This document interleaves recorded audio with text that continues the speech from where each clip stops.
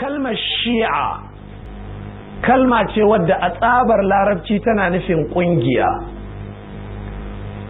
daga tashayya'a ya zama ɗan shi'a, ya tashayya'u yana shi'anci, shi'a ƙungiya, fahuwa shi'iyun shi ɗan shi'a ne. Asalin madarar kalmar kenan a larabci. Allah ya ce innal ladhina farraqu dinahum wa kanu shi'a lasta minhum fi shay'in. Allah ya ce wa annabi saurara ka ji, kaga waɗanda suka rarraba addini din nan suka zama shi'an, jam'in kalmar shi'a sai a ce shi'u.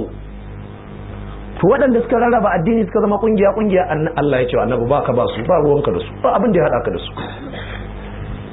To kalmar shi'a ai ba kalma ce a bar kyama ba,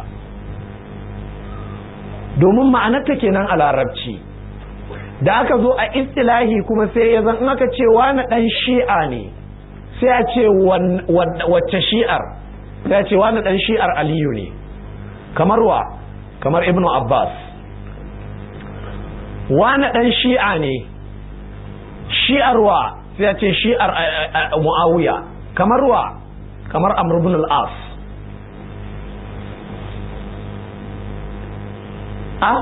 To yanzu ashe in baka san tarihi ba kai rugurugu da shi'a, ka rusa Aliyu kenan, ka rusa Ibn Abbas, ka rusa Ammar, ka rusa Abu Zarri, sahabbai da tabi'ai da suka goyi bayan Sayyidina Ali duk ka rushe su.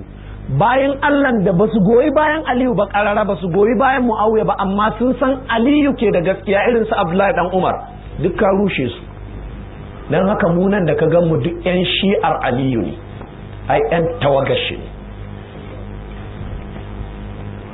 To kaji asalin yadda al'amarin ya taso. To irin waɗannan masu wannan shi'ancin wanda bi ya zage su billahi allazi ya kaɗi, ya shiga uku ya lalace, saboda ya zaga wa annabi sahabbai.